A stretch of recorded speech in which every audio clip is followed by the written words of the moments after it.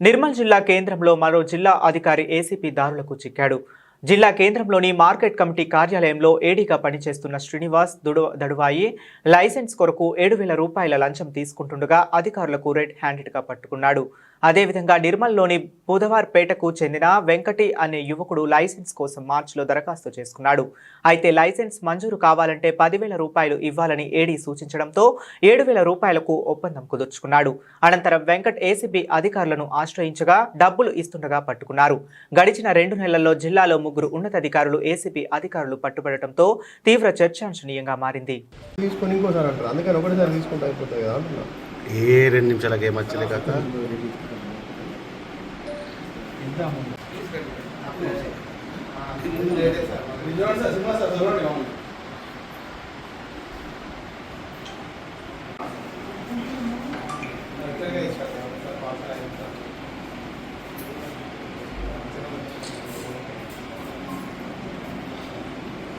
మీరు మా ఫోటోలు తీస్తే అర్థం చేసుకోవాలి. వైరల్ అయితే రేపు ఎక్కడ వచ్చినా మమ్మల్ని గుర్తుపడతారు.